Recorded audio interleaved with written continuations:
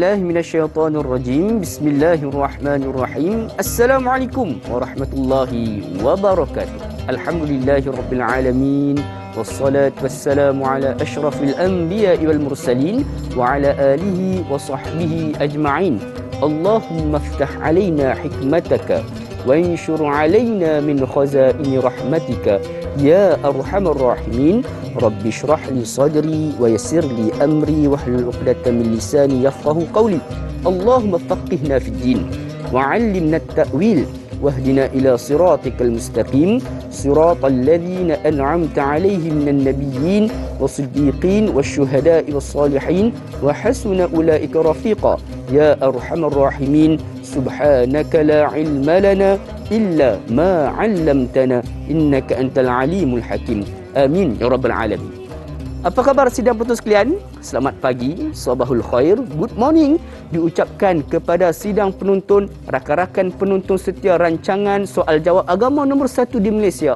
Tak lain tak bukan, Tanyalah Ustaz, biar tahu, jangan keliru. Alhamdulillah, pertama-tamanya sama-samalah kita panjatkan kesyukuran kepada Allah Subhanahu wa taala kerana dengan izinnya, dengan inayahnya Allah Subhanahu wa taala merezekikan kita pada pagi ini untuk bangun solat subuh di pagi Jumaat yang penuh barakah ini. Seterusnya kita pada pagi ini dapat pula untuk berkumpul bersama-sama di dalam taman-taman syurga menerusi rancangan Tanyalah Ustaz. Mudah-mudahan pertemuan kita pada pagi ini memberikan 1001 rahmat dan keberkatan daripada Allah Subhanahu wa taala. Ingat, kehidupan kita di dunia ini hanyalah bersifat sementara. Kita nak kejar amal kebaikan dengan sebanyak-banyaknya sebagai bekalan untuk kita bawa bertemu dengan Allah Subhanahu wa taala di negara akhirat yang kekal abadi kelak. Amin ya rabbal alamin. Jadi sidang penonton sekalian, bertemu lagi kita untuk episod 20 Mei 2022 bersamaan 19 Syawal 1443 Hijrah,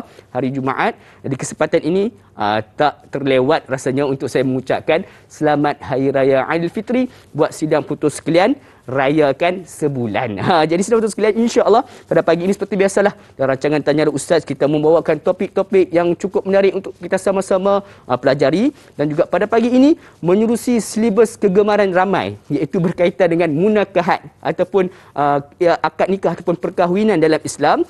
Insya-Allah pada pagi ini kita nak membincangkan topik berkaitan dengan kahwin muda.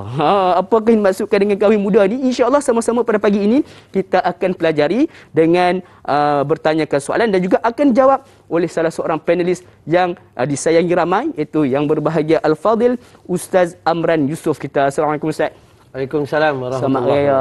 Selamat Hari Raya juga. Kita matching pagi ni Ustaz. Alhamdulillah. Allahu akbar. InsyaAllah mudah-mudahan pertemuan kita pada pagi ini mendapat keberkatan pada Allah Subhanahu Wa Taala. Jadi sidang penonton sekalian, ada sebarang persoalan atau sebarang soalan yang ingin diajukan kepada kami. Seperti biasa, boleh untuk terus berhubung dengan kami di talian 1800 881677 ataupun boleh terus menerusi laman media sosial rasmi kami di Facebook Tanyalah Ustaz TV3, insya-Allah. Jadi sebelum sekalian, Ustaz, sebagai permulaannya ni lah, bila mana kita sebut tentang kahwin muda ni, orang Melayu kita ni ada dua orang kata apa, definisi. Yang pertama sekali, kahwin muda ini kahwin pada usia muda. Ini juga yang disarankan oleh baginda SAW. Dan juga yang kedua ni Ustaz, bila mana sebut kahwin muda ni adalah orang yang berkahwin semula. Sama ada asbab nak tambah lagi ataupun disebabkan oleh mungkin kematian pasangan. Jadi dia berkahwin dengan orang yang lebih muda. Jadi Ustaz, apakah sebenarnya yang nak kita bincangkan pada pagi ini dalam konteks kahwin muda? Silakan Ustaz. Baik, a'udzubillahi minasyaitonirrajim. Bismillahirrahmanirrahim. Assalamualaikum warahmatullahi wabarakatuh. Terima kasih banyak dai yang sama-sama baju biru kita hari ini. Syukur pada Allah. Baik. Tajuk kita adalah kahwin muda. Kahwin muda boleh itu macam itulah. Dia boleh kata kahwin di usia muda atau kahwin dengan orang muda. Dia macam itulah keadaannya.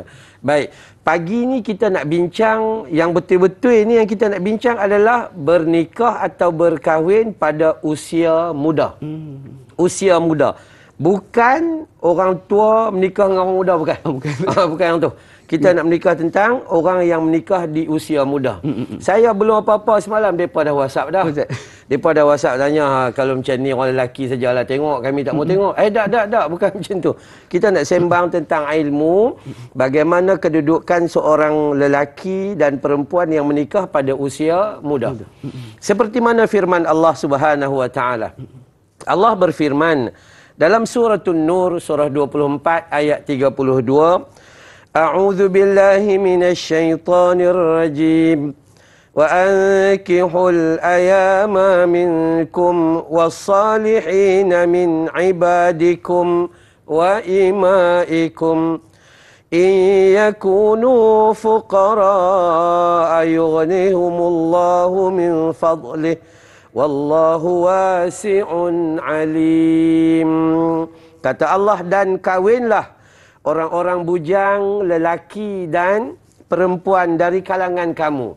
Maksudnya, lelaki pun sama, perempuan pun sama. Allah perintah, nikahlah. Dan orang-orang soleh dari hamba-hamba kamu, lelaki maupun perempuan. Jangan risau.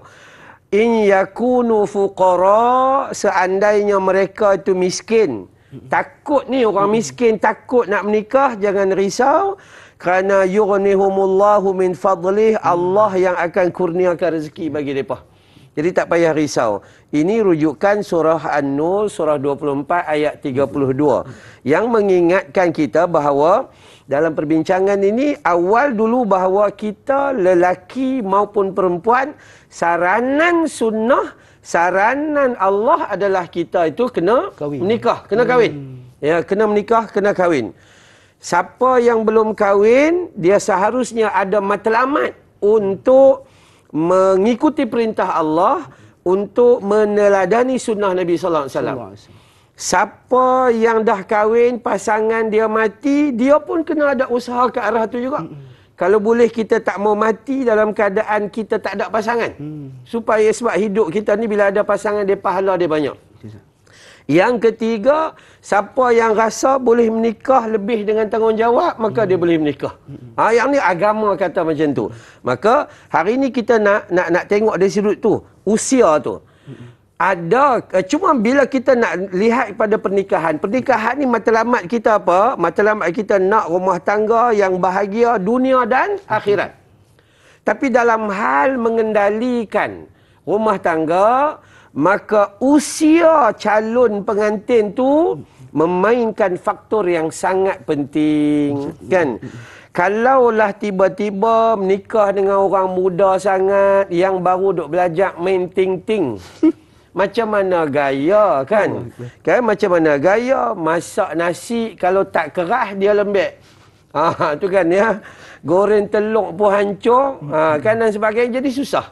Maka sebab itu kita nak bincang tentang usia calon.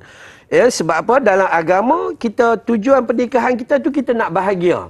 Jadi dalam menuju kebahagiaan itu, usaha-usaha ke arah itu dipengaruhi oleh usia pengantin tu sendiri. Sama ada pengantin lelaki maupun pengantin perempuan. Dan tak sempurnalah kalau di umur dia tu muda dan dia tak ada ilmu dan akhirnya dia bernikah dalam keadaan dia duk rasa dia duk main ting-ting lagi macam tadi tu. Itu yang kita nak lihat. Dan hebatnya Islam dia tak letak batas usia. Islam tak letak batas usia sekian-sekian. Hang menikah umur ni, hang tak boleh menikah umur ni. Tak. Tapi Islam meletakkan usia aqil baligh. Kena baligh. Dia kena baligh tu. Kenapa?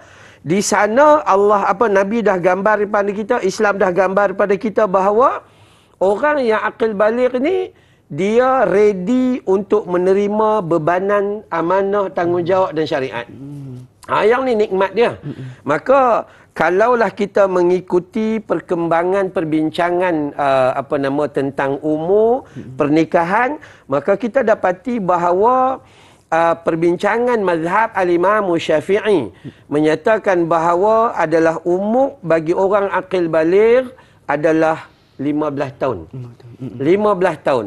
Sebab tu kalau kita tengok sebahagian undang-undang kita, perempuan 16 ke atas, lelaki 18 ke atas.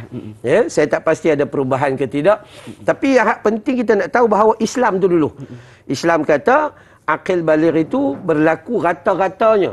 Rata-ratanya 15. Walaupun sebahagiannya kata 18, sebahagian kata 17 dan sebagainya lah. Tapi 15 paling awal.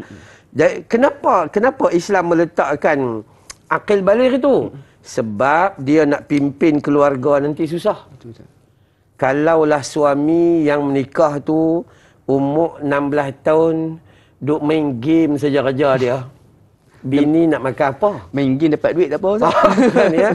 Duk main game, dia tidur pukul 4 pagi, pukul 5 pagi, pukul 12 tengah hari tak bangkit lagi.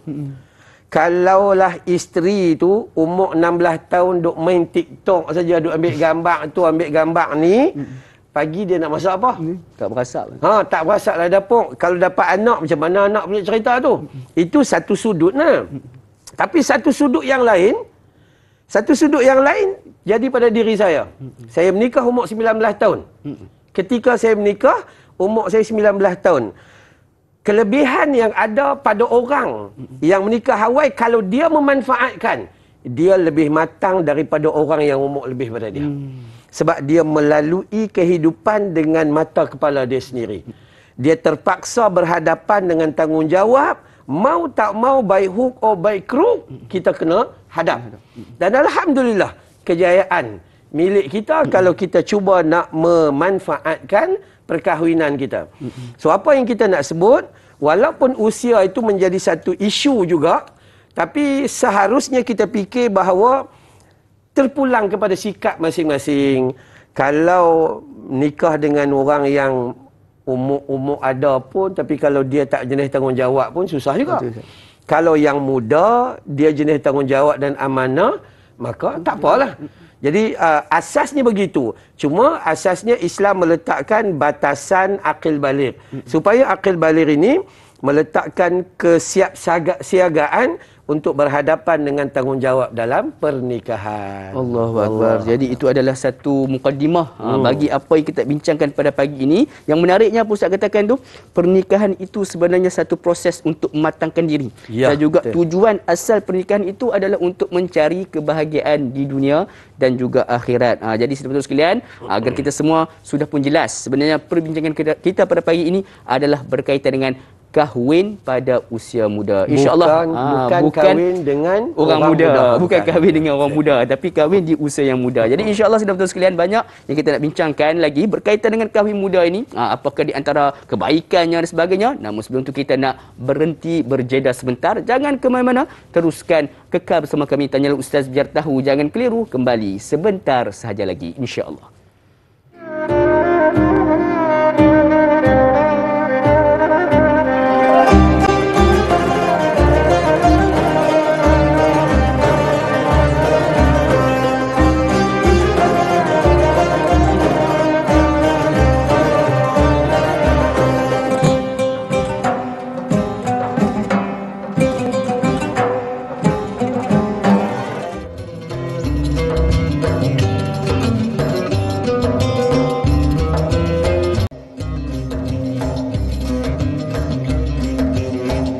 Alhamdulillah saudara sekalian, kembali kita bertemu dalam Taman-Taman Syurga menerusi rancangan Tanyalah Ustaz biar tahu, jangan keliru. Pada pagi ini kita sama-sama berbincang ataupun membincangkan topik berkaitan dengan kahwin muda. Sudah semestinya ada di kalangan penonton sekalian yang masih lagi di usia muda, yang mungkin sekarang ini sedang ada sedikit keraguan lah. Nak kahwin sekarang ke nak kahwin nanti dah umur 30 tahun, 40 tahun. Jadi mudah-mudahan pertemuan kita pada pagi ini akan meringankan bebanan persoalan yang banyak bermain di dalam fikiran kita berkaitan dengan bila sepatutnya kita perlu kahwin. Jadi insya-Allah saudara sekalian, ada sebarang soalan yang ingin diajukan kepada kami, seperti biasa boleh untuk terus berhubung dengan kami di talian 1800-881677 ataupun boleh terus menerusi laman media sosial rasmi kami di Facebook Tanyalah Ustaz TV3. InsyaAllah. Jadi Ustaz, sidang penonton sekalian, tanpa masa lagi kita nak meraihkan soalan-soalan daripada sahabat-sahabat penonton kita di rumah. InsyaAllah soalan pertama daripada saudara Sairul Nizam. Assalamualaikum Ustaz dan Da'i serta kru Tanyalah Ustaz. Waalaikumsalam warahmatullahi. Soalan saya, apa pandangan Ustaz tentang pasangan yang beria-ia nak kahwin di usia muda tanpa perancangan dan persiapan? Contohnya, tak ada kerja tetap, kewangan tak kukuh, tak ada ilmu pengetahuan dalam rumah tangga dan lain-lain lagi. Mohon pencerahan. Assalamualaikum. Daripada Kampung Larutin, Taiping, Perak. Jadi silakan, Ustaz. Okey, baik. Bismillahirrahmanirrahim. Kalau kita tengok pada soalan tu, fokus dia adalah perancangan. Memang dalam hidup kita, memang agama mengajak macam tu. Bila mana Allah nak utuskan Nabi untuk berdakwah pada kita, mula-mula iqra, baca. Ilmu paling penting. So, pasangan ni sama ada dia lelaki ataupun perempuan. Tambah-tambah kita yang lelaki lah. Kalau kita nak menikah, dah tentu kita kena buat perancangan yang sempurna. Sempurna bagi kita lah. Nak sempurna memang tak mampu lah. Tapi sempurna bagi kita. Cuma perancangan ini seharusnya ada. Macam mana Nabi SAW, bila dia nak berhijrah daripada Mekah ke Madinah, dia tak pi sembrono macam tu, dia tak pi macam tu. Malah dia hantar dulu orang-orang dia daripada awal, dan sehinggalah ketika Nabi sampai di Madinah tu, boleh kata setiap daripada rumah orang di Madinah ada seorang orang Islam dah. Jadi perancangan. Bahasa mudah kita kata, sebelum flight Nabi turun di lapangan terbang tu, maka lapangan terbang tu semua selesai duk menunggulah dengan kapet semua elok dah. Macam tu keadaannya. So bila kita nak menikah, kita harus ada perancangan. Perancangan tu tidaklah kita kata perlu tunggu sampai umur sekian-sekian. Kalau nak cerita pasal kerja, kalau kita tak ada kerja, pergi cari kerja. Ada asas dah, boleh dah menikah dah. Jangan jadi beban. Ustaz, saya kerja gaji sekian. Gaji satu, rezeki satu. Dua perbezaan yang sangat besar. Ada orang gaji 7-8 ribu, dia tak boleh menikah. Sebab tak cukup dengan apa yang dia ada.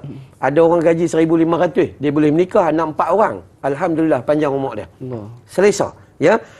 Bab duit, sama juga. Hang carilah duit sampai bila pun. Cari, ujung bulan habis. Pergi kerja 27 hari bulan. Masuk duit. Balik cek dalam akaun, tak ada dah. Dia auto debit. Duk potong macam tu kan. Bab duit. Bab ilmu. Bila kita tahu kita tak ada ilmu, kita kena cari ilmu. Dan cari ilmu tu tidaklah menghalangkan pernikahan. Tidaklah menghalangkan perkahwinan. Cuma perlulah, bagi kata sahabat kita daripada Kampung Tin Taiping ni, perlulah ada perancangan. Tapi perancangan macam mana? Perancangan yang kita buat sedaya upaya kita, dan hak lebih itu kita bismillahi tawakkaltu ala Allah, la haula wala quwwata illa billah. Kalau kita nak tunggu kerja tetap. Orang buat padi bukan kerja tetap, tak tentu. Kan? Kadang jadi, kadang tak jadi. Ustaz pergi ceramah tak ada kerja tetap. Jadi tak tahu, kalau tunggu jenuh ustaz dah uban berpenuhan ni, bila nak menikah. Kan, ya? Sama juga. Kalau nak tunggu duit cukup, maka duit tak akan cukup. Sebab manusia dia tamak dan haloba, hawa nafsu dia besar. Maka kita guna duit tu untuk cukup pada kita. Bukan kita harapkan duit tu mencukupi, bukan. So, ini penting. Bab ilmu kita belajar tambah, kerana kehidupan kita, pernikahan, perkahwinan adalah satu tarbiyah dalam hidup. Satu tarbiyah. Saya selalu cerita pasal diri saya. Saya menikah ketika umur 19 tahun dan dapat anak pada umur 20 tahun. 21 tahun dapat lagi anak. So waktu tu kita tak ada sempat nak enjoy. Tak ada nak pergi sana, nak pergi sini, tak. Kita fokus rumah tangga kita. Kita dah ada tanggungjawab. Rupa-rupanya bila dapat satu tanggungjawab, maka itu satu pendidikan besar. Yang pertama, dia suruh kita buat benda baik. Yang kedua, dia halang kita daripada lalai dalam kehidupan. Akhirnya, umur 40 dapat cucu.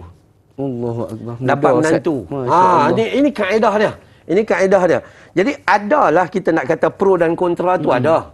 Kalau menikah terlalu muda pun, kalau tak ada perancangan macam sahabat kata ni, memang sebab kalau kita melihat kepada kajian terkini, kita dapati bahawa usia perkahwinan antara 1 hingga 5 tahun.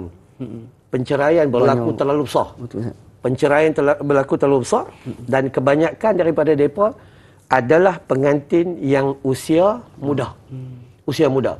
Cuma ada perkembangan baik di dalam negara kita. hari ni kajian mendapati bahawa pengantin lelaki biasa duk purata umur 28 tahun. Dan perempuan umur 26 tahun. Dia tak macam dulu 16 dengan 21 gitu gini kan. Tapi mau tak mau pun dia bab umur ni benda yang subjektif lah. Ya, kita seharusnya berfikir dengan matang, berfikir tentang amanah dan tanggungjawab. Allahu Akbar. Jadi saudara sekalian, satu kesimpulan yang boleh saya dapat daripada jawapan ustaz tu, duit ni kita boleh cari ustaz. Betul. Tapi persoalan berkaitan dengan sifat rasa cukup ataupun qanaah tu adalah satu rezeki daripada Allah Subhanahu Wa Taala. Jadi insya-Allah mudah-mudahan terjawab soalan daripada saudara Sairul Nizam kita sebentar tadi. Jadi ustaz, kita ada pemanggil talian pada saat ini. Tak lain tak bukan pemanggil setia kita, Tuan Omar Abdul Majid kita. Assalamualaikum Tuan Haji Omar. Waalaikumsalam warahmatullahi wabarakatuh. Dai Luqman dan Ustaz Amran Yusof. Ya, saya Omar Abdul Majid dari Felda Cini Timur 3, Pekan Pahang. Assalamualaikum Ustaz dan Dai. Assalamualaikum. Apa khabar Tuan Haji Omar? Selamat Hari Raya. Selamat Hari Raya. Alhamdulillah saya sihat. Selamat Hari Raya juga kepada Dai dan Ustaz ya. Ya, insya-Allah. Silakan soalan pagi ni Tuan Haji Omar. Ya, begini Dai Syak Dai nama glamour Dai Syak ini. Jadi macam ni. Saya nak tanya Ustaz. Ustaz, kadang dulu saya pun nikah muda juga Ustaz. Saya umur 20 dah nikah dah. 21 saya dah anak dah seorang. Jadi tu kata dan enjoy sangat waktu kerja adalah masa tu ada kerja jadi bolehlah nikah. Jadi soalan saya, kadang-kadang orang ni kan dia kata nikah muda ni fikiran tak matang lagi Ustaz oi. Dia kata tak matang ni yang jadi banyak masalah kalau nikah. Contohnya. Jadi soalan saya, apakah matang ni di segi usia kah, umur tu kah, ataupun matang di segi orang tu sendiri? Contohlah kalau orang tua ada yang tak matang lagi Ustaz, umur tak 40, 50 pun tak nak matang lagi. Pak Maun. Jadi tu contohlah tu, Pak Maun tu. Jadi soalan saya, apakah matang itu dikira dari sudut usia ataupun bagaimana Ustaz? Dan sekiranya kalau orang muda pun kalau nikah fikiran dia okey juga lagi, ada juga orang muda yang matang. Itu yang jadi soalan saya, apakah usia matang ni dikira di usia untuk menikah? Kadang-kadang usia muda nikah dia ni sampai hujung nyawa, kekal bahagia hingga hujung nyawa ini. Kita nak bahagia sampai hujung nyawa lah, bukannya bahagia sampai ke anak cucu Ustaz. Jadi itu soalan saya, apakah usia yang matang ini di segi umur tu kah ataupun bagaimana dikira supaya benda ni boleh kekal bagaimana jannati yang kita nak, rumahku surgaku itu Ustaz. Itu soalan saya Ustaz dan Dai. Terima kasih banyak Ustaz dan Dai. Assalamualaikum warahmatullahi wabarakatuh. Persoalan berkaitan dengan maksud matang tu. Silakan. Baik. Pada hakikatnya dia kematangan akal fikiran dalam kehidupan memang berkaitan dengan umur. Berkaitan dengan umur dan bagaimana umur kehidupannya dicorak dalam hidup dia. Sebab tu berlaku perbezaan keadaan di mana orang zaman Cik Omar dulu, zaman saya dulu, budak-budak umur 5-6 tahun mereka dah pandai basuh pinggan. Mereka dah dididik pisidai baju. Mereka dah didik gosok baju pakai iron yang ada arang buh di dalam tu. Mereka dah didik boleh buat.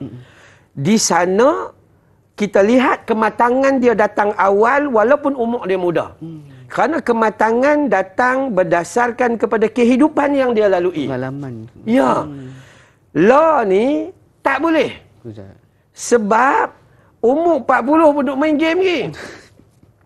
Umur 40 lah kita jadi ustaz-ustaz kecil-kecil macam ni. Ada orang mengadu kiri kanan. Betul. Ustaz macam manalah laki saya pukul 5 tak tidur lagi, bunyi bumbang. Main game. Duk tembak sana, tembak sini tu. Main macam tu. Dan esok tadi tak pergi kerja. So kematangan adalah bagaimana kita mencorak hidup kita.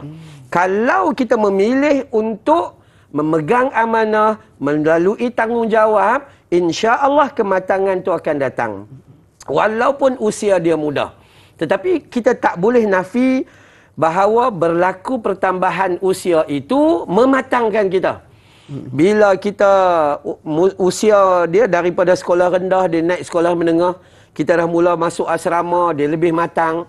Daripada asrama kita keluar pergi kerja, jumpa orang ramai, dia lebih matang. Itu keadaan dia. Maksudnya kita nak fokus bahawa pengalaman hidup itu mematangkan kita.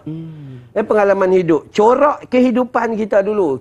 Saya dulu masa umur 7-8 tahun dah kena pergi motong getah. Ya, kena tolong mak dengan ayah dan sebagainya. Kita disuruh buat semua secara sendirian. Maka manusia itu jadi matang.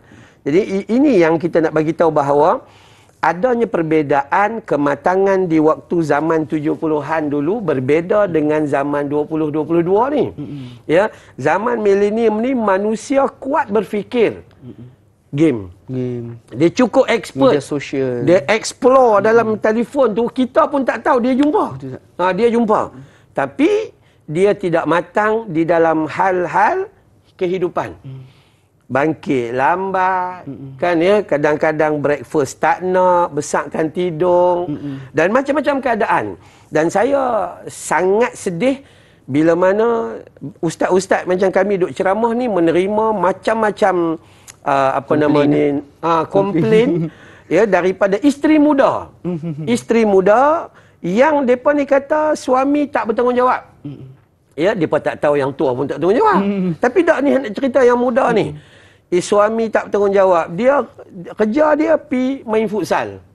Kerja tak mau, ini tak nak, itu tak nak. Akhirnya isteri terpaksa mengambil alih tugas seorang suami.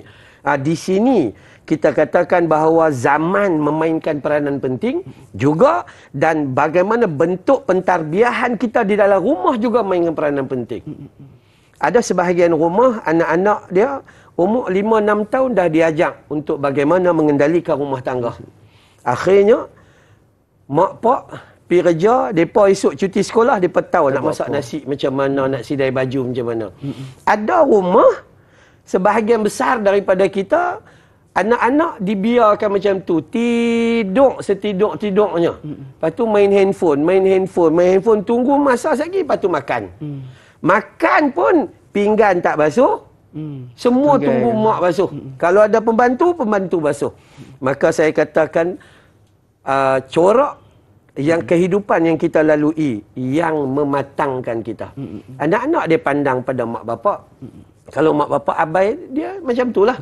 Sebab tu zaman Cik Omar Majid tadi tu, zaman ni mereka menikah umur 16 tahun, 15 tahun. Sampailah umur 84. Panjang lah. Jodoh dia panjang. Pasal apa? Sebabkan dia tu matang kerana dicorakkan kehidupan dia sedemikian rupa. Wallah. Jadi sebenarnya Ustaz, apabila Ustaz kongsikan sebegitu, bermaksud di sini ibu ayah juga adalah memainkan peranan di dalam membentuk kematangan bagi anak-anak. Ibu ayah dia kenal anak dia. Hang nak menikah? Tak ada. Tengok hang pun tahu. Macam mana hang nak kendalikan anak orang lain kalau hang sendiri pun subuh tak bangkit? Betul Ustaz. Dia macam tu. Ibu ayah tahu. Jadi insya-Allah sidang betul sekalian, satu suntikan semangat bagi kita sebagai seorang ibu ayah di dalam membentuk anak kita agar lebih matang insya-Allah. Jadi banyak lagi yang kita nak bualkan berkaitan dengan kahwin muda ini. Jangan ke mana, teruskan kekal bersama kami. Tanya Ustaz kembali sebentar sahaja lagi insya-Allah.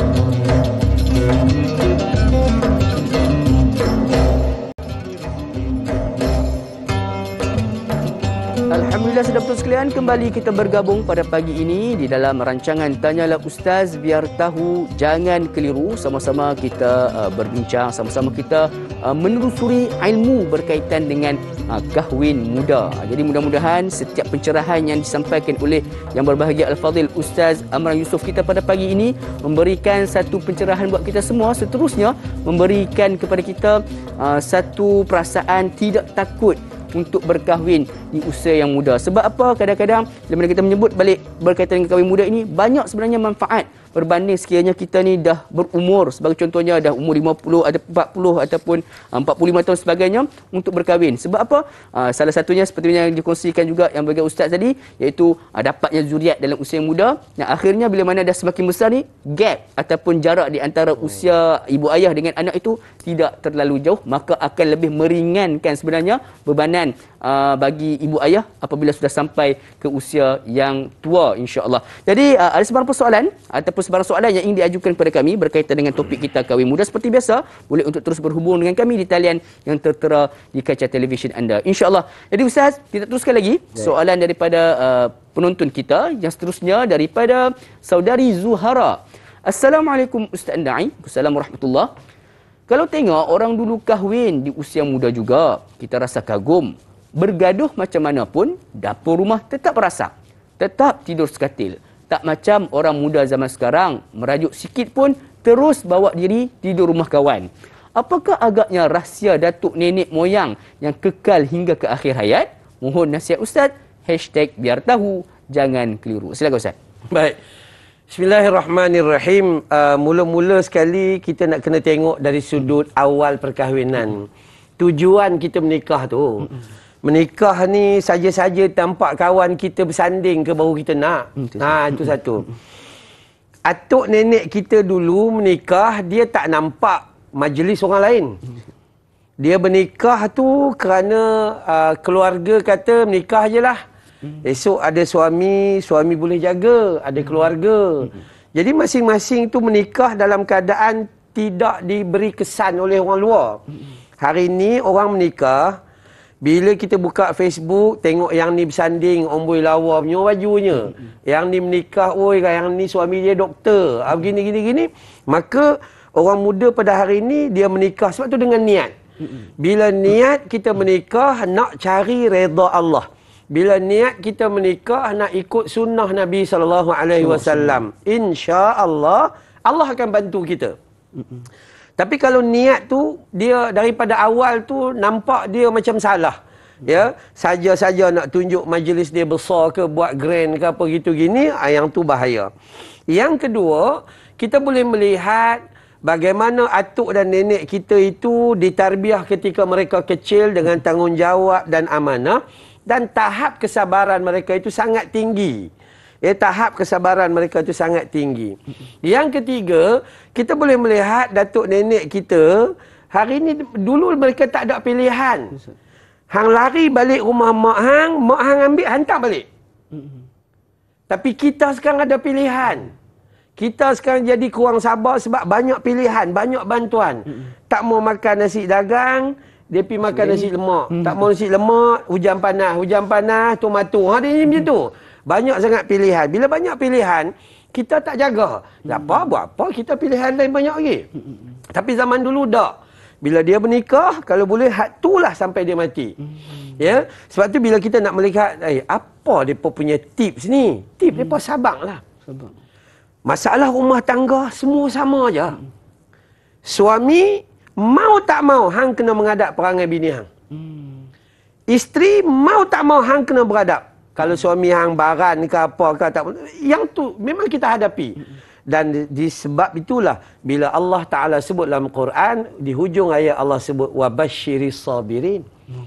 Ya, khabar gembira pada orang yang sabar. Jadi kalau kita nak melihat ujian di dalam pernikahan dulu dengan pernikahan sekarang, pernikahan ni dia tak ada beda. Bila ada suami, ada anak, ada rumah tangga, ada isteri dan semua, ada besan, ada semua ni, benda tu sama saja yang berlaku daripada zaman dulu sampai sekarang. Tapi tahap kesabaran orang zaman dulu tinggi kerana mereka tak ada pilihan macam kita. Kita lari pergi sana, lari pergi sini, lari pergi sana, lari pergi sini. Ya, tak ada apa ni kita panggil sandaran. Boleh nak minta tolong orang ni. Kita macam pergi sekolah dulu. Pergi sekolah, pam kena pukul. Balik pergi cerita kat ayah. Siap. Ayah tambah lagi satu. Ayah tambah lagi satu. Itu dia kaedah dia. Maka saya katakan dalam soalan tadi itu, saya katakan bahawa dalam kita mencontohi mereka, jangan kita lupa bahawa perjuangan mereka juga besar. Kita nampak atuk nenek kita sabar sampai hari tua. Cuba pergi tanya. Pergi belajar apa yang berlaku di dalam kehidupan mereka. Jangan tengok macam tu saja. So kalau kita tengok, kita tak akan dapat. Tapi kalau pergi ambil ilmu daripada mereka, insya-Allah kita dapat implementasikan amalan kesabaran mereka di dalam kehidupan itu sampailah dalam hidup baru kita, moga-moga Allah bagi kebaikan macam tu. InsyaAllah Akbar. Jadi itulah dia perlukan sebenarnya kita tahu balik apakah tujuan pernikahan itu. Ya, Itu betul. adalah di antara tips yang dilakukan oleh datuk nenek moyang kita terlebih dahulu. Mudah-mudahan terjawab soalan daripada saudari Zuhara kita, insya-Allah. Jadi Ustaz, kita nak raikan pemanggil kita yang berikutnya, pemanggil setia kita juga yang berbahagia, Haji Ismail Mak Isa kita. Assalamualaikum Haji Ismail. Waalaikumsalam warahmatullahi wabarakatuh. Apa khabar, selamat raya? Selamat raya ucapkan. Silakan. Soalan begini, Ustaz. Silakan. Apakah peranan dari ibu bapa bagi pasangan anak-anak yang kahwin muda untuk membentuk sesebuah rumah itu agar sentiasa di dalam rumah tangga yang bahagia? Itu soalan saya InsyaAllah. pagi ini. Terima kasih. Sama-sama. Assalamualaikum warahmatullahi wabarakatuh. Assalamualaikum warahmatullahi wabarakatuh. Terima kasih Ismail kita. Soalan berkaitan dengan peranan ibu ayah yang ada anak-anak kahwin muda ni, Ustaz. Silakan. Pertama sekali, hak macam tadi kita kata, ibu ayah dia kenal anak dia. Dia tahu tang mana kelebihan, tang mana kekurangan. So, mana ada kekurangan, tolong tampal bagi elok-elok. Sebelum dia pergi ambil anak orang. Macam tu juga yang perempuan, ibu ayah kepada pengantin perempuan, dia kenal anak dia. Hang apa yang hang tengok kelemahan anak hang, hang bagi siap-siap. Apa asas dia? Asasnya ilmu. Asas dia memang ilmu. Mak pak tak boleh kata hampa dah besar, hampa pergi menikah sampai sendirilah jaga. Tak. Kita punya peranan adalah kita bawa anak kita melalui kehidupan dalam rumah kita itu sebagaimana esok dia nak hidup dalam rumah tangga dia. Hak itu paling penting sekali. Kalau dalam rumah tangga dengan mak pak dia tak buat apa-apa, esok dalam rumah tangga dia terpaksa ambil waktu panjang untuk belajar. Maka peranan, kalau ulama akan bagi tahu bahawa peranan mak bapak yang pertama sekali memperkenalkan keluarga dia kepada Allah. Supaya mereka kenal Allah, baru mereka tahu bahawa pernikahan ini adalah perintah Allah. Yang kedua, memperkenalkan mereka dengan Rasul. Maka baru mereka tahu Allah rupanya menikah ni sunnah Nabi. Yang ketiga, memperkenalkan mereka dengan syariat Islam. Barulah mereka tahu hukum hakam, yang ni batal, yang ni sah, yang ni talak, yang ni cerai, yang ni rujuk dan sebagainya. Kalaulah tiga-tiga ini mak pak bagi kepada mereka bersandarkan Al-Quran dan As-Sunnah, maka insya-Allah mereka akan dapat melalui rumah tangga dengan baik. Tapi kalau masuk ni kita, maaf cakaplah dalam hidup kita ni, kadang-kadang kita hanya jadi suami dan isteri ni, ilmu dia hanya 2 hari pada waktu pi kursus tu je. Ya, saya ada pengalaman, saya dipanggil untuk buat slot ceramah dalam tu. Kadang-kadang depa tu hak tu je depa mengaji. Lepas tu tak dah. Tak ada, tanya ni cuba baca Quran sikit, bunyi tanya hukum ni mat asli tak mat palsu dia kata gitu. Allahu Rabbi. Maka kadang-kadang kita terfikir Allahu Akbar. So peranan mak dengan ayah adalah jangan memandulkan anak mereka terhadap ilmu. Jangan. Sepatutnya mereka bagi kepada anak mereka ilmu. Ilmu kenal Allah, ilmu kenal Rasul, ilmu kenal Islam yang datang daripada Al-Quran dan As-Sunnah Nabi sallallahu alaihi wasallam. Hak lain-lain ni mak pak ni iringlah dengan nasihat demi nasihat demi nasihat. Kita bacalah hadis Muslim, ad-dinun nasihah. Agama itu adalah nasihat. Maka nasihat sampai bila-bila lah. Dan yang lebih itu kita doa dan tawakal kepada Allah Subhanahu Wa Taala. Yang tu saja insya-Allah. Allahu Akbar. Jadi ibu ayah jangan memandulkan anak-anak daripada mempelajari ilmu agama. Satu rumusan yang cukup baik daripada yang Ustaz berkaitan dengan bagaimana kita nak ataupun peranan ibu ayah di dalam memimpin anak-anak yang berkahwin usia muda. Insya-Allah. Jadi sahabat sekalian, Ustaz, banyak lagi yang kita nak bincangkan berkaitan dengan kahwin muda. Namun sebelum tu sekali lagi kita berhenti berehat sebentar. Jangan ke mana-mana. Teruskan kekal bersama dengan kami dalam rancangan Tanya Ustaz Biar Tahu. Jangan keliru. Kembali sebentar sahaja lagi, insya-Allah.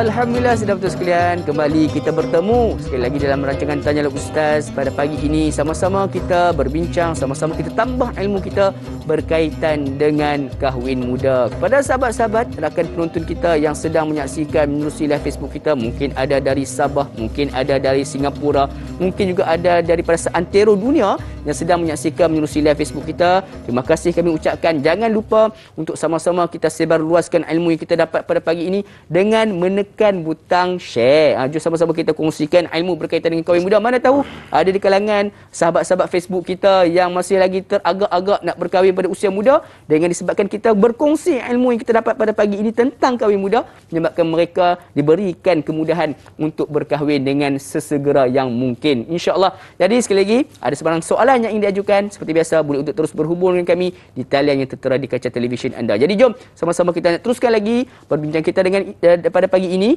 dengan meraihkan soalan berikutnya daripada Kak Ju Zabidi. Assalamualaikum Ustaz Da'i. Assalamualaikum warahmatullahi. Terdapat sesetengah masyarakat memandang serong dan ambil mudah dengan perkahwinan di usia muda. Ada yang mengatakan kahwin muda kerana ingin menutup aib atas dasar keterlanjuran. Bagaimana untuk kita mengubah perspektif atau pandangan masyarakat yang serong terhadap perkahwinan di usia muda? Mohon nasihat Ustaz. #biar tahu jangan keliru. Betul Ustaz. Sebab saya pun ada juga dapat luahan daripada sahabat di media sosial saya yang menceritakan juga perkara yang sama. Dia nak berkahwin di usia muda, tapi orang kata apa? Kau ni dah buat satu tiga dengan pasangan kau. Jadi Ustaz, nasihat Ustaz. Nasihat paling mudah. Saya pun nak bagi nasihat pun saya tak berapa sihat sebenarnya. Tapi dia corak dia mudah lah. Bila kita nak buat sesuatu, jangan buat kerana manusia. Rosak binasa. Buatlah lillahi ta'ala. Bila buat kerana Allah, berjaya pun kita okey, tak berjaya pun kita tak kecewa. Tapi bila kita buat kerana manusia, maka kita akan selalu dikecewakan. Manusia memang selalu mengecewakan kita. Ya, maka saya kata tahap pertama dulu. Kak Yuzabidi, yang pertama dulu bagi tahu dalam diri kita, masa nak buat lillahi ta'ala. Jangan buat kerana manusia. Manusia ni hang nikah awal. Depa kata, tu apa-apa jadi tu. Tiba-tiba yang menikah, kan. Hang menikah lambat. Andar tu, tak laku. Hang buat kenduri kecil, mengandung dulu apa. Hang buat kenduri besar, apa membazir. Kan. Bila buat kerana manusia dan kita duk tunggu respon manusia, hidup kita tak akan aman. Tapi buatlah mengikut agama yang telah agama luruskan untuk kita. Buatlah, Nabi kata kalau tak ada duit sekok kambing pun cukup lah. Ya, sekok kambing pun cukup. Buat bagi elok-elok, panggil adik-beradik kita sebagainya. Maka jangan takut dengan respon manusia selagi kita buat berdasarkan Al-Quran dan As-Sunnah Nabi SAW. Okey, jadi jangan takut untuk melakukan, dengan syarat kita kena niat kerana Allah SWT. Ya, betul. Mudah-mudahan terjawab soalan daripada Kak Ju Zabidi kita. Jom kita nak beralih dengan soalan berikutnya daripada saudari Anna Karnina. Assalamualaikum warahmatullahi wabarakatuh. Ustaz dan Da'i. Assalamualaikum warahmatullahi. Soalan saya Ustaz, bagaimanakah bagi pasangan kahwin muda yang belajar di IPTA ataupun IPTS kerana tanggungan masih di bawah jagaan ibu bapa lagi, kerana belum mempunyai pendapatan tetap? Mohon penjelasan Ustaz. Jazakallahu khairan katsira Ustaz Na'i. Sama-sama #biar tahu jangan keliru. Jadi Ustaz, persoalan berkaitan dengan, ada satu juga persoalan berkaitan dengan dululah, atau contohnya satu fenomena nikah khitbah ni Ustaz. Adakah ada diselarikan dalam syariat Islam? Silakan. Okey, baik. Yang pertama, cerita tentang soalan Anna Karnina ni, cerita tentang orang yang belajar IPTS, IPTA ni. Duduk di universiti, tiba-tiba depa nak menikah. Mak pak punya kedudukan macam mana? Baik, di dalam pernikahan pelajar ni dia ada, paling simple pun dia ada dua benda. Yang pertama fokus, yang kedua nafkah. Ketika menikah tu tak dilarang. Dalam agama, umur dia 15 tahun ke atas tu tak ada masalah dah. Sebab itu memang telah disebut oleh Abdullah ibn Umar. Dia minta nak pergi perang umur 14 tak boleh. Lepas tu dia pergi minta 15 dah boleh. Jadi kaedah yang tu. Jadi fokus kita tu, bila hang nak menikah, boleh ke tidak dia fokus kepada tuntutan pelajaran dia tu. Tuntutan pengajian dia tu, dikala dia terpaksa fokus pada suami dan anak-anak serta rumah tangga. Kalau yang tu dia dapat kendalikan dengan betul, maka tak ada halangan. Yang kedua, dalam bab nafkah. Dah tentu dua-dua orang yang tengah mengaji ni tak ada pendapatan. Maka kedua-dua ayah dan ibu, ayah dan ibu dua-dua pasangan ni setuju dan rela hati untuk menampung dua-dua kerusan keluarga anak menantu mereka. Maka hukumnya pi. Dan kita memang tidak dapat dinafikan ada di antara pelajar-pelajar kita yang menikah gagal. Tapi rupa-rupanya bila kita cek betul, ramai yang berjaya 4 flat. Sampai degree, sampai master. Kenapa? Kerana bagaimana mereka memilih dan memikirkan bahawa pernikahan adalah satu benda yang Allah suka, Nabi suka, dan pernikahan membentuk ruang kehidupan yang lebih tenteram. Bila kita belajar dekat universiti, kemudian kita penat, balik rumah ada suami, ada anak-anak, ada rumah tangga, kita rasa tenang dan damai. Kedamaian ada dekat sana. Sebab tu kaedah yang disebut oleh kempen ulama kita Baiti Jannati tu. Suami pun kelang kabut dekat universiti, balik di rumah rasa alhamdulillah. Mak pak selesaikan masalah nafkah. Jadi dua fokus ni. Cuma dalam bab yang ustaz kata tu nikah gantung. Nikah gantung. Adalah kaedah nikah gantung. Pada hakikatnya dalam Islam ni tak ada lah nikah gantung tu. Nikah lepas tu gantung dulu. Maksudnya akad nikah, lepas tu jangan bagi mereka duduk sekali lagi. Tak ada. Tu tak ada. Rugi kalau macam tu.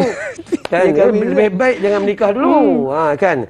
Cuma saya nak pesan kepada orang yang nak menikah muda. Ya, mak pak juga bagi perhatian sebab jangan lamakan sangat usia pertunangan. Usia pertunangan tu jangan lama sangat. Ambil masa 3-4 bulan untuk arrange ke majlis, cukuplah. Untuk arrange dokumen dengan pejabat agama, cukup. Ini kadang sampai 3 tahun ni. 3 tahun kita tanya, hang tak menikah lagi? Duit tak cukup Ustaz. Lah, yang hari tu pergi bertunang buat apa? Maka terjadilah benda-benda buruk, iaitu yang bertunang ni dia pergi merata naik motor rezek, cunggit, peluk bukan main. Motor rezek tu depa naik boleh isi 2 orang pergi belakang. Masya-Allah. Rapatnya duduk depan. Allah, yang ni mak pak kena ambil peduli. Takut-takut mak pak pun dia tanggung dosa sekali. Wallahu. Jadi itu yang takut tu banyak kes-kes khalwat ni disebabkan oleh kadang-kadang tu disebabkan oleh itulah tempoh pertunangan yang terlalu panjang ni Ustaz. Jadi ada juga Ustaz berkaitan dengan kahwin muda ni, kita nak raikan pula soalan yang berikutnya daripada saudara Muhammad Izzuddin kita. Assalamualaikum Ustaz, Cik Amran, Da'i Luqman. Assalamualaikum warahmatullahi wabarakatuh serta warga kerja TV3 TV9 tugas. Bila sebut mengenai berkahwin di usia muda, selalu dikaitkan dengan kes perceraian atau perpisahan antara pasangan tersebut. Apakah nasihat Ustaz bagi mereka yang ingin mendirikan rumah tangga pada usia muda dengan harapan berkekalan sehingga ke jannah? Mohon pencerahan Ustaz. Terima kasih. Tambahan sedikit Ustaz soalan ni, soalan saya, iaitu berkaitan dengan kita tengok zaman dulu lain Ustaz. Zaman dulu kadang-kadang jumpa sekali dua terus bernikah. Tapi zaman sekarang ni, zaman anak-anak muda zaman sekarang ni, berkenalan ni kadang-kadang daripada zaman sekolah sampai ke zaman universiti. Kadang-kadang ambil tempoh masa sampai 7 tahun sampai ke 10 tahun perkenalan tersebut. Adakah ini juga yang menyebabkan banyak yang berlaku kes penceraian di kalangan anak-anak muda ataupun ketika usia mereka masih lagi muda Ustaz? Sila Ustaz. Kaedah yang paling baik untuk kita tengok macam soalan kata penceraian waktu pernikahan di awal usia ni kan, perkahwinan muda tu, kalau kita tengok penceraian tu memang banyak. Memang banyak lah. Walaupun kita tahu yang tua pun cerai ke. Tapi yang banyak duk jadi ni pernikahan di awal antara 1 hingga 5 tahun. Atau yang paling banyak 1 hingga 3 tahun. Dan kebanyakan daripada mereka adalah orang muda. Kebanyakan daripada orang muda. Kenapa di sini? Maka yang pertama sekali untuk elak daripada berlakunya penceraian, daripada berlakunya kekerasan rumah tangga, daripada berlakunya masalah masalah ekonomi dalam rumah tangga dan sebagainya, maka tumpuan pertama adalah kita kena anggap bahawa pernikahan adalah suatu ibadah. Bukan benda main-main. Kita jangan duk seronok nak ambil gambar selamat pengantin baru bukan dekat tu je. Kita tak mau dekat tu je. Tapi kita nak bahawa Rumah tangga kita ni besok jadi bukti dalam syurga Allah Ta'ala. Suami jadi saksi, isteri jadi saksi, anak-anak jadi saksi, kita duduk dalam syurga Allah Ta'ala. Rumah tangga, duk sapu ni, duk sapu sampah, penyapu tu pun jadi saksi di depan Tuhan. Hak tu patut. Jadi dalam pernikahan, muda ke, tua ke, matlamat kita, nikah adalah seorang ibadah. Bila nikah adalah satu ibadah, maka banyak benda yang kita boleh rawat. Penceraian tak mungkin terjadi kalau kita fikir ibadah, kita sabar sat. Kita duk tengok pasangan kita. Ini benda baik. Saya Allah bagi anugerah dapat menikah 2 kali. Alhamdulillah. Yang pertama saya umur 19 menikah. Lepas tu dia meninggal kanser. Baru ni 7-8 bulan lepas saya menikah. Saya umur 52, dia umur 28. Dapat. Dalam usia yang macam tu, apa yang saya ajak pada dia? Pertama sekali, tolong jangan sibuk cari salah pasangan hidup sehingga kita lupa untuk melihat kelemahan diri kita sendiri. Kita duk sibuk cari, abang ni, sayang, pasal apa ni, macam ni. Kita duk cari salah dia. Dan kita kehilangan waktu untuk merenung kelemahan diri sendiri. Maka sebab tu, kalaulah kita faham ianya soal ibadah, salah dia, memang pun. Semua manusia ada salah. Saling lengkap melengkapilah terhadap dia. Itu kaedah. Sebab tu Allah bagi suami pada seorang isteri, isteri pada seorang suami. Untuk saling lengkap melengkapi. Maka akan terhalanglah masalah penceraian. Tidak akan berlaku kekerasan rumah tangga. Kalau hang tahu, Nabi kata, manusia yang paling baik adalah manusia yang paling baik dalam keluarga dia. Dan aku adalah orang yang paling baik terhadap keluarga aku. Dia tak ketuk isteri dia. Kalau dia lelaki yang sejati, dia tak pukul isteri dia. Dan masalah ekonomi juga, dia datang daripada bagaimana kita menghambakan diri kepada Allah Ta'ala. Kalaulah kita ni beramal ibadah dengan cukup, jaga anak-anak, jaga rumah tangga, jaga pasangan hidup dengan baik, insya-Allah Allah akan permudahkan urusan rumah tangga kita. Jadi ini yang kita nak tekankan dalam masalah penceraian di awal usia itu. Wallahu a'lam. Jadi kelebihan kita itu menutupi kelemahan dia, ya. Dan kelebihan dia itu pula menutupi kelemahan kita. Allah Akbar. Itulah juga orang kata apa, sebagai satu prinsip asas dalam perkahwinan tersebut, iaitu berkaitan dengan orang kata apa, saling lengkap melengkapi. Jadi Ustaz, sedikit Ustaz, tadi persoalan tu berkaitan dengan sebabkan tempoh terlalu lama ni. Baik. Ustaz, apabila manusia dia kenai terlalu lama, sepatutnya kita kenai pasangan kita dalam pernikahan. Masa kita angkat nikah saja baru kita kenai, oh dia macam ni, baru di situlah satu nikmat, satu nikmat yang kita dapat. Tapi kenai ni dah 7 tahun dah. Dah tahu dah busuk tang mana, wangi tang mana, malas tang mana, apa tang mana, dah tahu dah, goreng telur pun tak reti. Tiba-tiba menikah, bila duduk satu rumah, maka rupa-rupanya memori lama tu kadang-kadang diungkit-ungkit. Saya bertunang awak 7 tahun. Bangkit pun lambat. Masak nasi pun jadi bubur. Tak. Tapi bila kita menikah dengan tak kenai. Maksud tak kenai, kita pergi kenai dalam pernikahan. Maka itu lebih utama dalam anjuran agama. Kerana kita menikah adalah ibadah. Dan Allah akan uruskan kita. Jangan kita urus diri sendiri. Kalau kita urus diri sendiri, maka kita akan gagal. Tapi bila mana kita sentiasa berkata, Bismillahirrahmanirrahim, Allah, Allah akan uruskan kehidupan kita, insya-Allah. Hasbunallahu wa ni'mal wakil. Cukuplah Allah sebagai wakil kita. Kita serahkan segala yang kita usahakan itu, hasilnya itu kita serahkan kepada Allah Subhanahu Wa Taala. Insya-Allah. Jadi mudah-mudahan terjawab soalan tersebut. Jadi sedar betul sekalian, banyak lagi Ustaz kita nak bincangkan. Namun sebelum tu kita nak berhenti berehat sebentar. Kita nak labuhkan tirai terlebih dahulu di TV3. Jangan lupa untuk saksikan 30 minit ekstra eksklusif hanya di TV9 sebentar saja lagi. Tanyalah Ustaz, biar tahu jangan keliru. Kembali sebentar sahaja lagi, insya-Allah.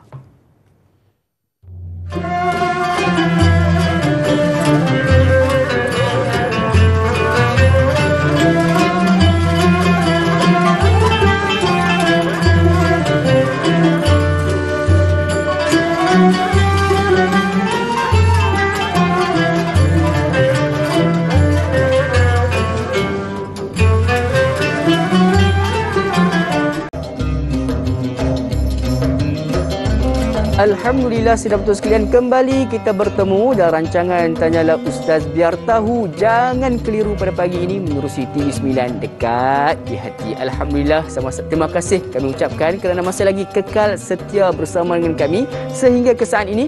Mudah-mudahan pertemuan kita pada pagi ini memberikan 1001 manfaat buat kita bersama. Seterusnya menambahkan lagi dengan juga bersempena dengan hari Jumaat pada hari ini. Mudah-mudahan setiap pahala yang kita dapat pada pagi ini dilipat kali gandakan asbab atas keberkatan hari Jumaat ini, insya-Allah. Amin ya rabbal alamin. Jadi masih lagi dengan topik perbincangan kita berkaitan dengan kahwin muda. Ada sebarang soalan yang ingin diajukan seperti biasa, boleh untuk terus berhubung dengan kami di talian yang tertera di kaca televisyen anda. Jadi Ustaz, kita seronok bersembang tentang kahwin muda ni. Apatah lagi kita pada pagi ini nak memberikan manfaat juga info kepada ramai anak-anak muda kita di luar sana yang kadang-kadang ada lagi rasa takut, ada yang sebabkan oleh kewangannya masih lagi belum kukuh sebagai contohnya untuk berkahwin. Tapi jangan risau, seperti mana kata Ustaz juga, dan juga Allah SWT kata apa dalam Quran-Nya, Allah yang Ustaz kongsikan di awal tadi, kahwin Allah yang bagi jadi kaya tu. Allah yang berikan rezeki tersebut, insya-Allah. Jadi jom sama-sama kita nak beralih dengan soalan berikutnya daripada Puan Laila di La Rosa. Assalamualaikum Ustaz dan Da'i yang dihormati. Waalaikumsalam warahmatullahi. Apakah perkara utama yang perlu dititik beratkan dan diambil kira sekiranya ada pasangan yang ingin berkahwin pada usia muda? Bagaimana dan apa pula tindakan anak-anak sekiranya ada ibu bapa yang enggan merestui perkahwinan anak-anak mereka dengan alasan masing-masing masih muda dan belum matang dalam hal mendirikan keluarga? Mohon pencerahan. Terima kasih. #biar tahu, jangan keliru. Silakan Ustaz. Baik, bismillahirrahmanirrahim. Laila di La Rosa, Kota Belud, Sabah. Allahu Rabbi. Baik, dalam dua hal yang ditanya, yang paling penting sekali, mak bapak punya tanggungjawab ketika anak nak menikah, dia kena pastikan anaknya sudah ada persiapan dalam usaha bersiap. Bukan persiapan sempurna, sebab manusia tak sempurna, tapi usaha untuk bernikah itu dia mesti ada. Dia selalu kena peringatkan tanggungjawab dalam hal sebelum dia menikah, sebelum jadi yang bukan-bukan. Dan dalam keadaan itu, perkara pertama yang saya selalu ulang adalah tolong ingatkan anak-anak tentang bagaimana kita nak kenal Allah, Rasul dan agama. Kalaulah ini dijaga rapi, bila kita kenal Allah, kenal Rasul dan kenal Islam bersandarkan Quran dan As-Sunnah, insya-Allah Allah bantu kita dalam menguruskan rumah tangga kita. Itu perkara awal. Dalam bab persiapan juga, bukan hanya mak bapak kena pantau anak-anak. Anak-anak sendiri kena sedar. Jangan tahu nak menikah je. Yang dia tahu cari wedding planner, kan? Yang dia tahu cari baju pengantin. Yang dia itu bukan, itu perkara remeh-remeh. Perkara paling besar adalah bersiapkah kamu untuk menjaga ada orang lain yang dipertanggungjawabkan, bukan tanggungjawab di dunia sahaja, malah akan dipersoalkan di akhirat. Itu bab persiapan memang kena jaga. Sama ada persiapan tentang financial, persiapan tentang kesiapsiagaan ilmu dan sebagainya lah. Dari bab yang kedua pula ditanya, keadaan bila mana ayah dan mak tak setuju. Bila awak nak menikah umur 20, tak setuju. Maka saya katakan yang pertama, wahai anak, bila mak dengan ayah tak setuju, perkara awal taatlah dulu. Taatlah dulu, kerana Allah menyebut dalam Quran, wa'budullaha wa la tusyriku bihi syai'a wa bil walidaini ihsana. Ini dalam surah An-Nisa surah keempat ayat 36. Bila mana Allah perintah sembah pada Allah, jangan syirik. Perkara kedua, buat baik kepada mak dan ayah. So, mentaati mak dan ayah terlebih dahulu dan kemudian berbincanglah dengan cara yang baik. Dan kerisauan, tengok apa kerisauan mak dengan ayah.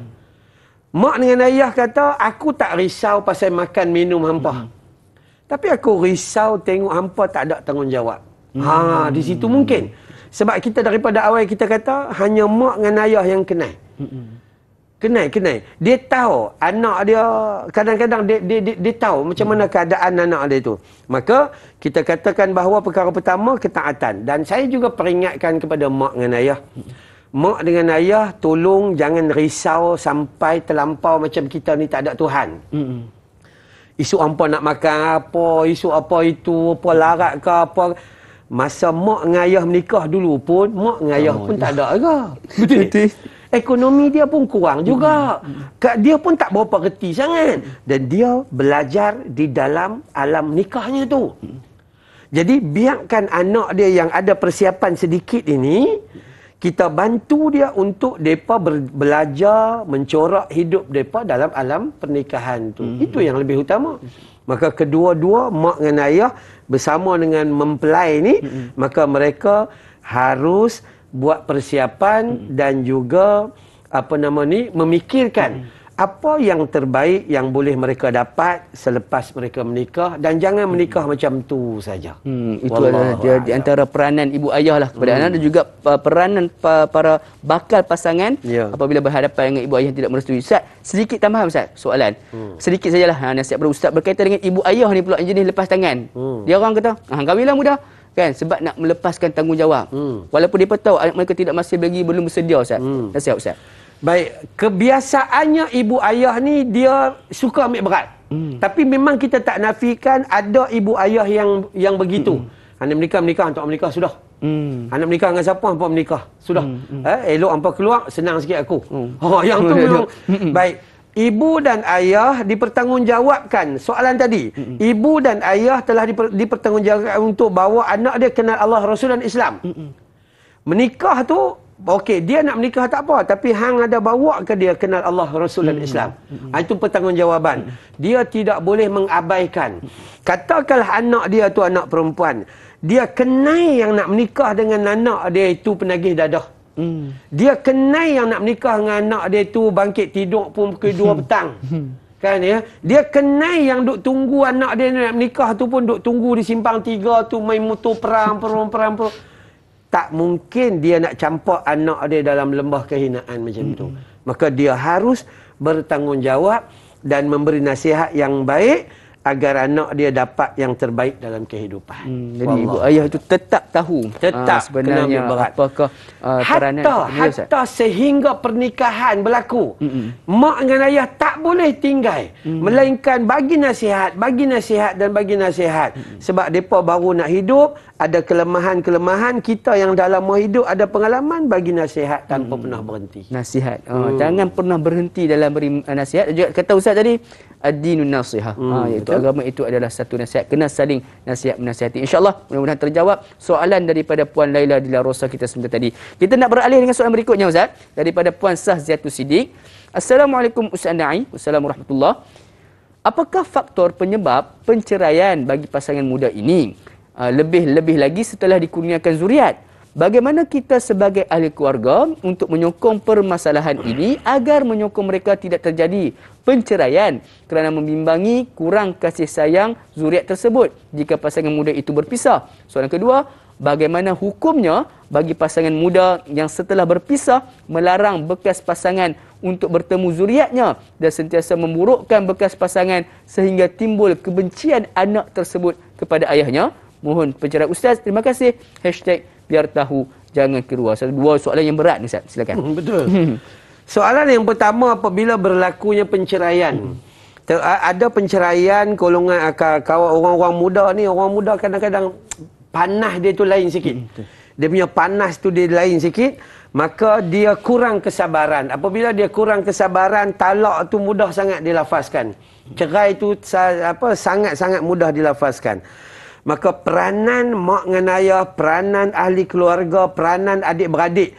Dalam Islam kata, siapa-siapa yang bergaduh ataupun berpisah ataupun putus hubungan silaturahim, maka orang keliling wajib mendamaikan mereka. Wajib. Ayah dengan mak main peranan, ipak duai main peranan, adik-beradik main peranan, anak buah pak saudara main peranan, agar semua ni dapat didamaikan balik. Malah kata soalan daripada Syaziatul Siddiq tadi, tambahan lagi mereka ni ada anak kecil. Bila ada anak kecil, maka berpisah pula tu. Kadang anak duduk dengan ayah, kadang anak duduk dengan mak. Sehinggalah saya menerima pernah ada pelajar-pelajar yang duduk di sekolah tahfiz saya, yang bila kita tanya, dia anak yatim. Dia mengaku dia anak yatim. Dia ada mak, tanya ayah mana? ayah dia panjang. Ayah ada tanda soal. Rupa-rupanya masa dia lahir ayah dia tak jumpa ayah dia. Bukan ayah dia mati, ghaibun. Jadi kita takut macam ni punya keadaan apabila terjadinya perpisahan sehingga bila mak jaga anak atau ayah jaga anak, anak kekurangan kasih sayang yang tak sempurna. Okey. Yang kedua, apabila katalah terjadi juga penceraian, pilah mahkamah apa semua, tuntutlah hadanah, tuntutlah hak penjagaan dan hukum pasangan atau hukum ayah larang anak dia jumpa mak dia haram. Haram tu Ustaz. Sama juga mak dia bagi tahu, adik, ayah hang tak ada, ayah hang mati dah. Tu kan. Tak. Maka sebab tu manusia ni apabila dia dekat dengan Tuhan, insya-Allah dia akan terima takdir dengan baik. Dia tak komplain, dia akan hadapi. Ulama kata paling mudah, ulama kata kalaulah jadi penceraian, maka ada kemungkinan Allah sedang menyediakan pasangan yang lebih baik untukmu. Ini yang dalam agama kata. Maka kalau dah tak boleh nak buat apa agak, terpaksa agak bercerai. Maka ada benda yang lebih utama yang kita duduk sana. Yang di sana tu duduk tunggu kita lebih baik. Macam kita berdoa. Ada orang berdoa semalam, tiba-tiba hari ni Allah makbulkan doamu, itu tanda Allah sayang padamu. Semalam minta, hari ni dapat. Ada orang berdoa 20 tahun lalu, baru hari ni Allah makbulkan doamu, itu tanda Allah sedang menguji kesabaranmu. Nak tengok kita doa tak? Ada orang berdoa daripada kecil sampai besar, dari muda sampai tua, dari hidup dah ada tanda nak mati tak dapat juga. Sebenarnya bukan Allah tak mau bagi, tapi Allah tengah merencanakan sesuatu yang lebih besar untuk dia. Kan? Mudah faham. Kita berjuang, kita berdoa, kita tambah ilmu, kita berusaha untuk menambah kebaikan demi kebaikan. Lain. Tawakal tu ala Allah. InsyaAllah. Allah ada pada kita, insyaAllah. Allahu Akbar. Jadi itulah dia juga Ustaz kongsikan berkaitan dengan kita. Jangan pernah berhenti berdoa. Sebab kita tidak tahu bilakah masanya Allah SWT akan memakbulkan doa kita. InsyaAllah. Jadi Ustaz, terima kasih di atas jawapan tersebut. Jadi banyak lagi yang kita nak bincangkan. InsyaAllah kita nak berhenti berehat sekali lagi untuk episod pada kali ini. Jadi yang kemana teruskan kekal bersama kami. Tanyalah Ustaz, biar tahu. Jangan keliru, kembali sebentar sahaja lagi. InsyaAllah.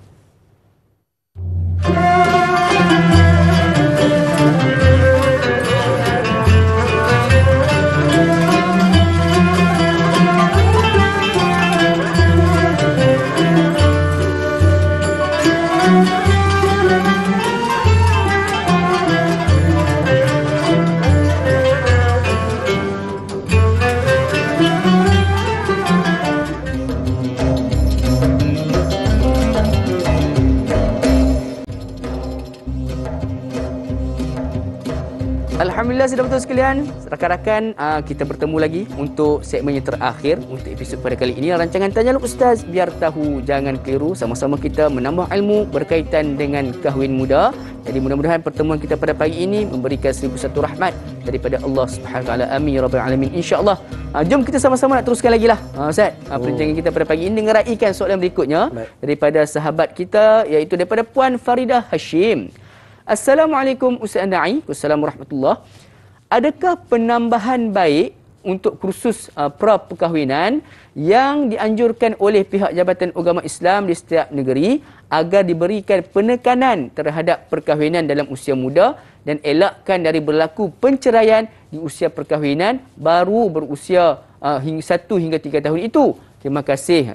Jadi satu soalan berkaitan dengan adakah kita perlukan penambahbaikan, Ustaz? Silakan. Okey, baik. Bismillahirrahmanirrahim. Rata-rata pengalaman saya melihat program ni, sebenarnya semuanya baik.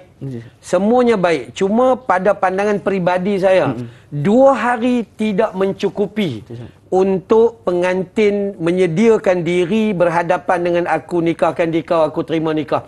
Sangat tidak. Sangat tidak mencukupi dengan 2 hari, tak termasuk waktu break, minum pagi, makan tengah hari lagi. Nasi berani gam lebih daripada ilmu ni. Kan hari yang mengantuk, Ustaz. Tu saya kata. Lepas tu dalam bab awal-awal dah harus ditekan kepada mereka. Mereka datang untuk kursus tu pun datang dalam keadaan naik motor berdua. Kan? Jadi tak ada lah kerahmatan dalam tu. Okey, ini penting untuk kita ambil peduli.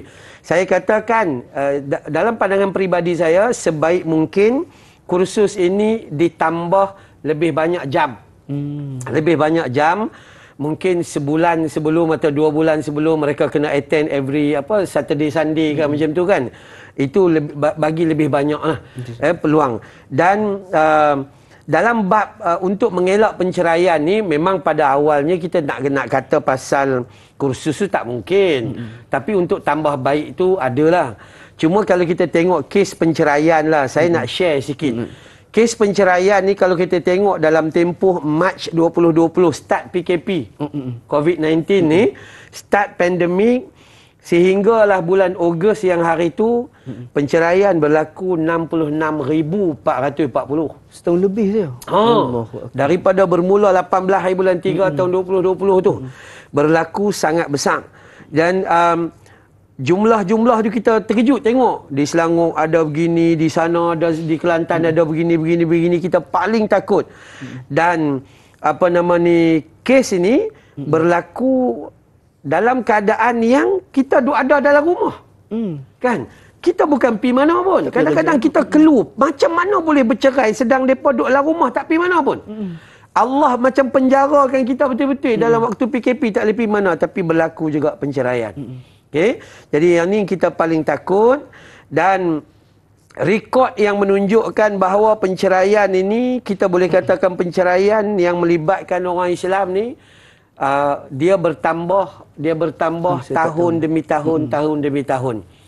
Dan kebanyakan daripada macam mana kita duk tengok tadi, kebanyakan daripada fakta dan data ada menunjukkan bahawa penceraian berlaku pada pernikahan awal.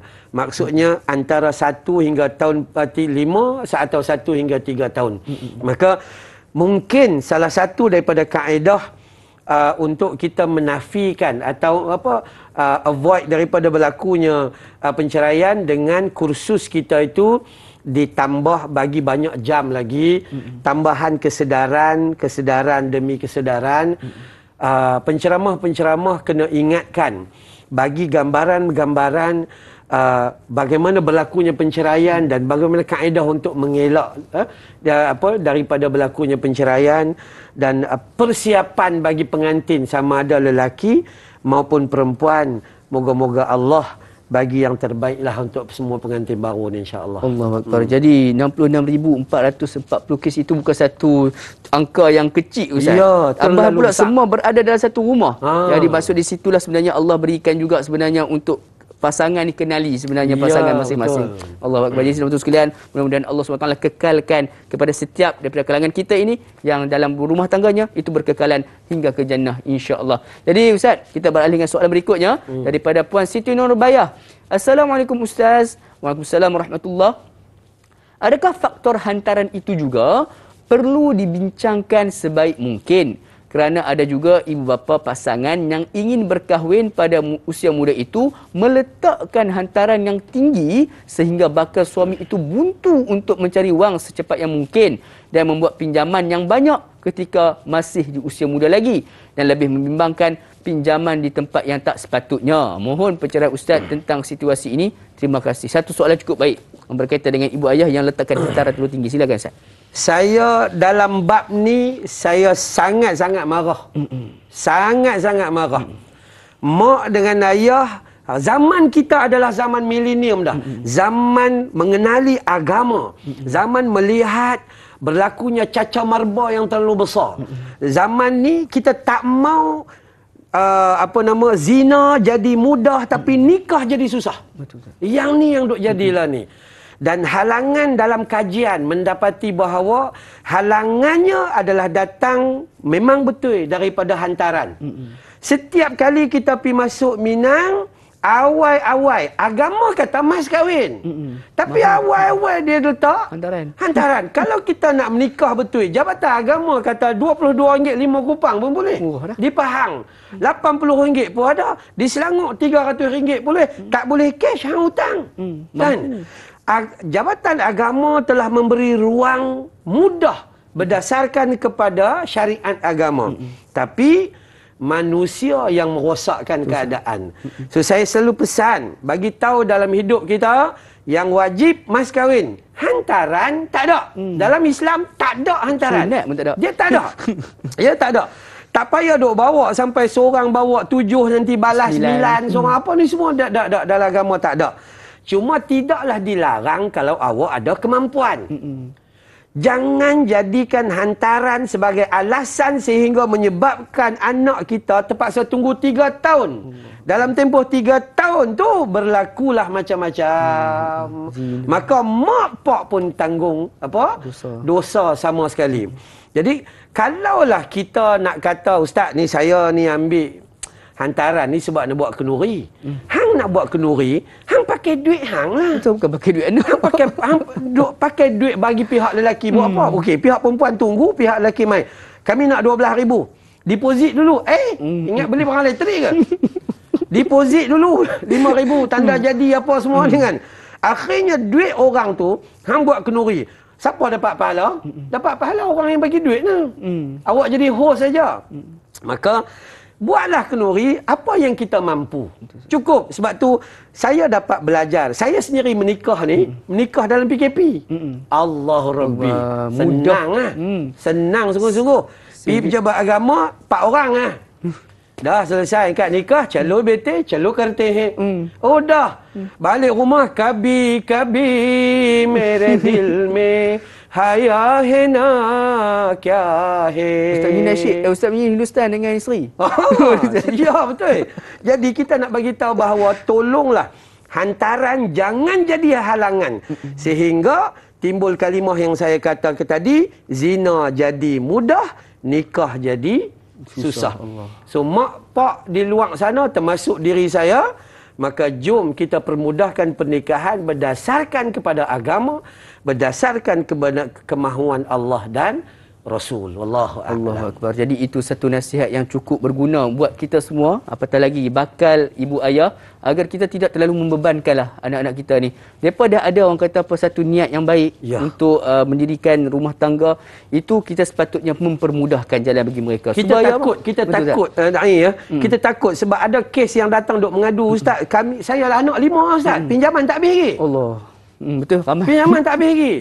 Kan mak dengan ayah nak tengok majlis tu besar. Betul. Dia buat apa 100,000, 120,000. Kawan ni anak dia jadi siksa sampai anak 5 tak selesai masalah. Allah. Jadi mudah-mudahan satu peringatan lah untuk kita semua insya-Allah. Jadi Ustaz, kita sudah pun berada di penghujung rancangan ni. Sedikit kesimpulan ni Ustaz boleh berikan sedikit 3 poin penting yang kita dapat pelajari pada episod kali ini, dan boleh Ustaz tutup dan rumuskan dengan bacaan doa ringkas agar majlis kita pada pagi ini dirahmati Allah SWT. Silakan Ustaz. Baik, bismillahirrahmanirrahim. Apa yang kita dapat pada perbincangan kita hari ini? Perkara pertama sekali, dalam melakukan pernikahan, niat asasnya adalah ibadah lillahi ta'ala. Okey. Yang kedua, dalam selepas niat kita elok dah, niat ni kita doa lah. Bismillah tawakkaltu ala Allah. Allahumma la sahla illa ma ja'altahu sahla. Minta doa elok-elok apa semua, niat bagi elok-elok. Yang kedua, ada ilmu.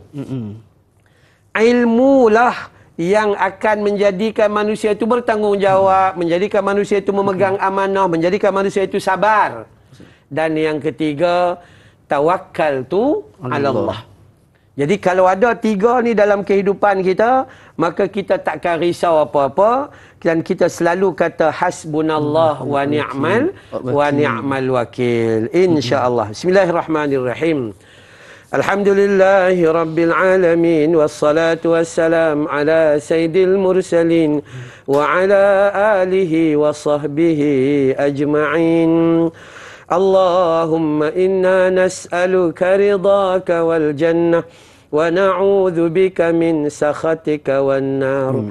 Allahumma innaka 'afuwun tuhibbul 'afwa fa'fu 'anna wa 'an walidina wa 'an jami'il muslimina wal muslimat wal mu'minina wal mu'minat bi rahmatika ya arhamar rahimin.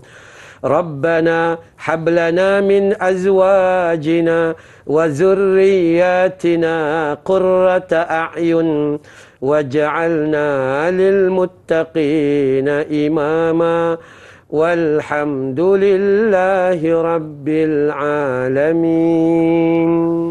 Amin amin rabbil alamin. Jazakallahu khairan katsira Ustaz di atas perkongsian ilmu pada pagi ini. Mudah-mudahan Allah SWT terus kekalkan Ustaz dalam kesihatan, panjangkan usia Ustaz untuk terus memberikan ilmu buat kami semua insya-Allah. Jadi saudara sekalian, terima kasih kerana kekal sehingga ke penghujung rancangan. Mudah-mudahan keluarga kita ini adalah keluarga yang penuh dengan sakinah dan juga rahmat daripada Allah Subhanahu Wa Taala.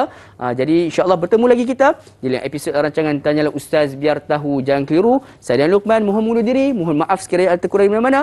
Akhirul kalam, wabillahi taufiq wa hidayah. Wassalamualaikum warahmatullahi wabarakatuh.